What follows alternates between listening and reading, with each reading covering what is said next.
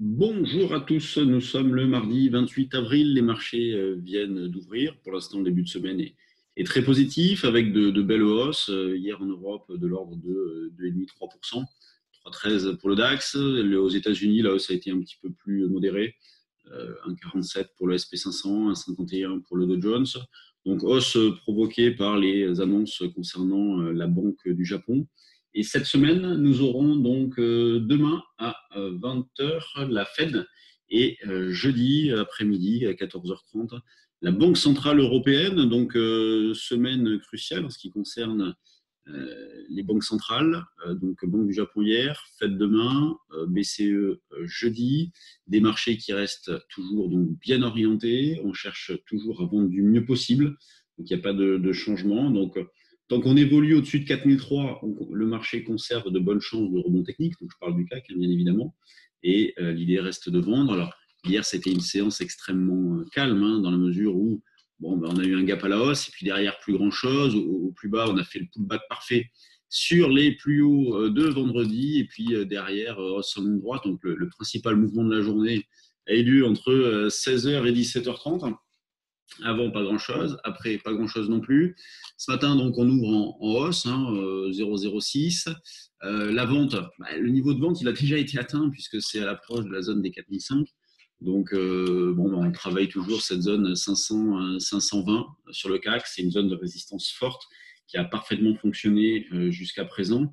Donc, nous, on continue d'avoir cette articulation avec au-dessus de 4003 on tend vers du neutre. Au-dessus de 4650, on aurait donc une amélioration un petit peu plus forte. Donc, on arrêterait de vendre et on travaillerait à l'achat. Sous 4003, on repasserait dans une zone un peu dangereuse pour viser 4150. Vous voyez les grandes lignes de la stratégie du jour. Ce qu'il faut noter, et ça c'est un élément important, c'est que sur les actions, on a pas mal de valeurs qui ont tendance à sortir par le haut de leur phase de stabilisation. Pas mal de configurations intéressantes. Hier, par exemple, sur le trade du jour action, on a facilement, je pense, donné 3-4 idées de valeurs. Certaines à acheter immédiatement, d'autres pour les prochains jours. Donc, il y a vraiment des configurations intéressantes sur les actions. Donc, ça, c'est à mettre dans la colonne des indications positives.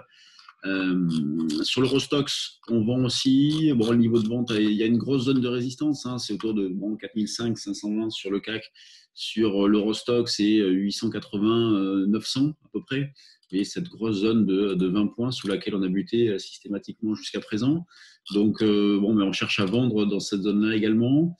On va se contenter d'écarts assez rapides en ce début de séance, vu qu'on est en reprise un petit peu partout. On ne va pas trop insister. On n'est plus dans la phase où on laissait porter et on visait des écarts importants. Là, par exemple, sur le CAC, si on a 25 points de repli assez rapidement, on ne va pas hésiter.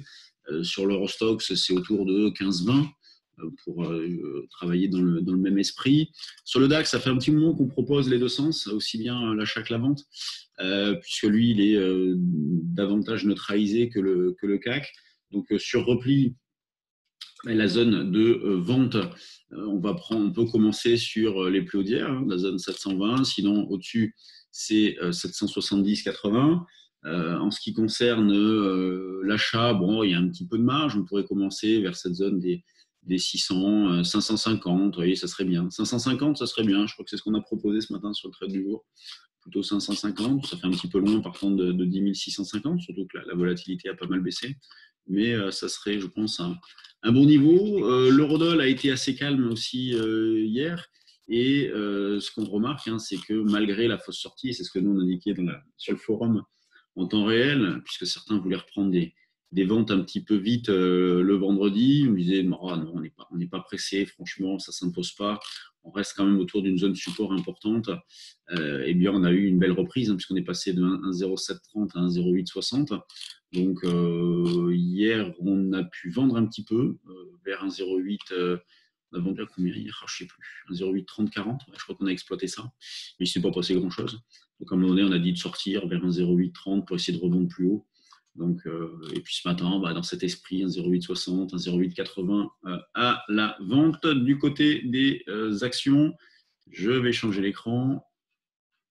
On passe à celui-ci. Donc, l'écran des actions, le voici. Sur les valeurs du CAC, Bon, c'est plutôt équilibré entre les hausses et les baisses. La plus forte hausse, c'est Capgemini qui prend 2,5.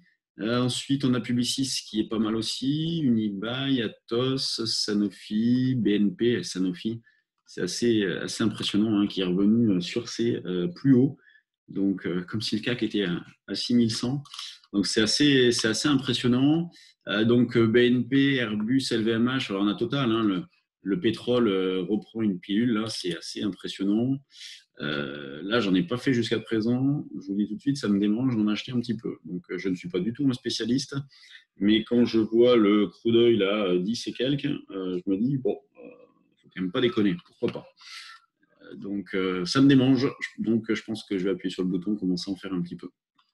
C'est pas mon marché de prédilection, mais il y a des opportunités comme ça. Airbus qui reste en bas, hier je disais c'était pas terrible, hein, la configuration n'est pas très très jolie. Donc bon, ordre dispersé sur les valeurs. Dans les screeners, qu'est-ce qu'on retrouve? Si je lance le 1/8, puisqu'on est en début de séance, où est-il est ici. Donc beaucoup de valeurs, hein, déjà, vous voyez, il est 9h06, on a 36 valeurs affichées. C'est plutôt pas mal. Donc Terradiag avec moi qui a littéralement explosé, Awox, Inat. Albioma, il y a beaucoup de valeurs qui ont des configurations assez intéressantes.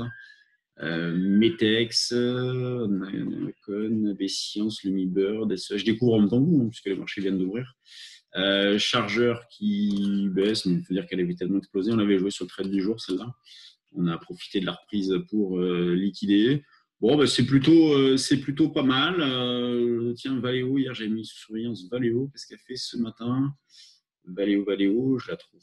Oh, tiens, c'est bizarre. Pourtant, elle est dans le CAC. Il faut que je mette à jour ma liste, peut-être.